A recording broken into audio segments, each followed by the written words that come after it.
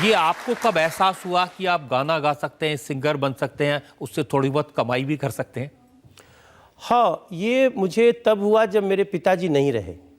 तो मेरे पिताजी नहीं रहे तो तेरही में बहुत सारे लोग आए थे, उनके शिष्य लोग थे, तो एक हारमोनियम छूट गई थी वहीं पे। तो पता नहीं क्या आया, मैं उनके बाद में रोज़ हारमोनियम में थोड़ा थोड़ा करता था।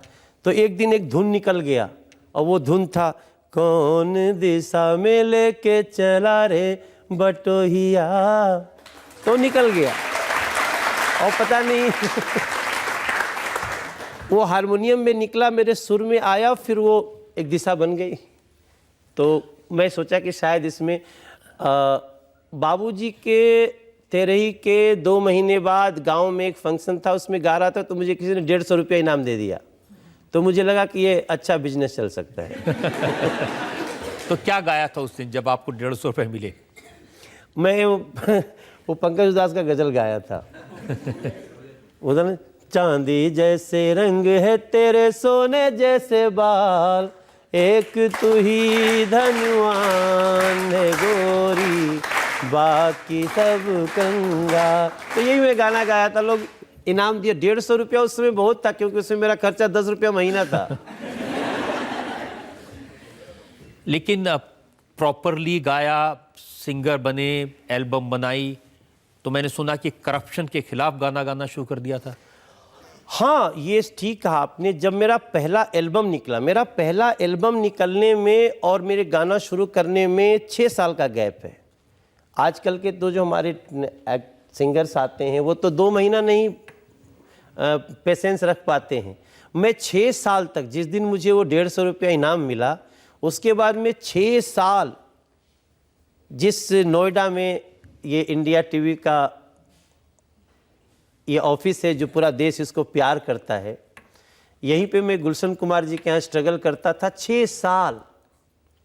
क्रिकेट मैच खेल के फिर भागता था इधर उधर, क्योंकि मुझे लगता था शायद मैं गायक बन सकता हूँ। मेरे यूनिवर्सिटी के दोस्त बोलते थे, वो चंदा लगाते थे, मेरा प्रोग्राम कराते थे। एक तो जो मेरा साथी था ना, जो मेरे साथ रूम पार्टनर था, उसको ग्रामी अवार्ड मिल गया, संदीप दास। हाँ, वो मेरा रूम पार्टनर था। हमें लहरा देता था और वो तबला का रियाज करता था। तो ये महेंद्र सिंह धोनी, संदीप दास, पिंकी नामधारी बहुत बड़े तबला वादक है। वो सब पंडित किशन महाराज जी के शिष्य थे। तो हम लोग पंडित किशन महाराज जी का पैर और दबाते रहते थे, थोड़ा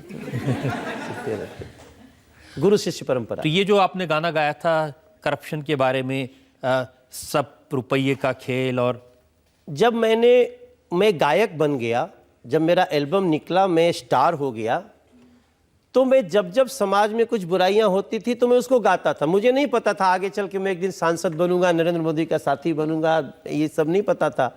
लेकिन मेरे मन में था गलत हो रहा है तो उसको गाना में गाओ। गायक का ये धर्म है कि समाज की समस्या को उठाओ। तो मैंने उस समय, जब बेरोजगारी थी, सब लोग, भ्रष्टाचार था, चीनी घोटाला, ये वो सब हो रहा था, तो मैंने गाना गाया था कि हरे सब हुए रुपये के खेल से लयदमी के लगलवा, पढ़ल लिखल बाबू बेच चीनिया बादाम बा, उनके बदे देशवा में नहीं कोनो काम बा, अरे बोलला पर होई जाई जेल से लयदमी के लगलवा। अधिका विकात बड़े बड़े बड़े बाबू, के करके कर नाम ली में ठवे बेकाबू। मेठ मतलब हेड ऑफ द कंट्री। उस समय मुझे बहुत शिकायत थी तत्कालीन प्रधानमंत्री से, बहुत घोटाला होता था।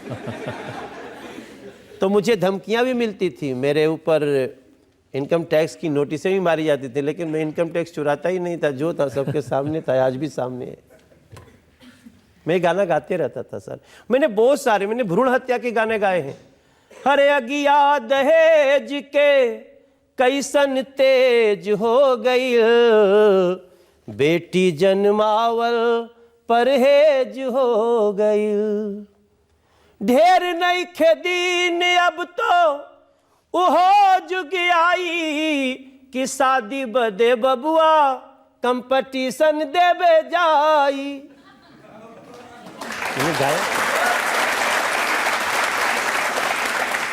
तो ये जो सामाजिक काम करने का कीड़ा है ये आपको तभी से था, गाते गाते भी आप ये काम करते थे? हाँ भैया, मैं अचानक मैं रोमांटिक गीत गाता रहता था, फिर अचानक भ्रूण हत्या पे, दहेज हत्या पे, भ्रष्टाचार पे, बेरोजगारी पे एक गाना तो मेरा दुनिया में बहुत हिट हुआ। देख से ठीक बोला उन्होंने। मैंने गाया था कि एक मतलब नौकरिये नहीं लागत। जब जब घर जाते हैं बाबूजी पूछते हैं का बाबू नौकरी लागल, तो अब बेइज्जती होती थी, गांव के लोग पूछते थे क्या भाई क्या हुआ। तो उस बेइज्जती से बचने के लिए मेरी कहानी है, किसी और की नहीं, मैं अपने ऊपर गाया। बार बार पूछते, सोचा करूं क्या, बड़ा बेइज्जती है, नौकरी हमार नहीं लागत, परेशानी लोग बा ऐसा। तो मैं तो अपने में मस्त रहता था, मुझे कोई टेंशन नहीं थी। लेकिन जब समाज जो है ना वो बार बार पीन चुभाता रहता था कि तुम्हारी नौकरी नहीं लगी।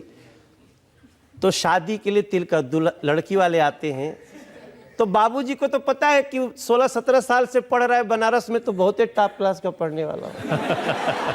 तो पिताजी कहते हैं अपने बच्चे के बारे में लड़की वालों से, अरे 80 से के बीए बचवा हमार कंपटीशन देता, में लेके एडमिशन कंपटीशन देता।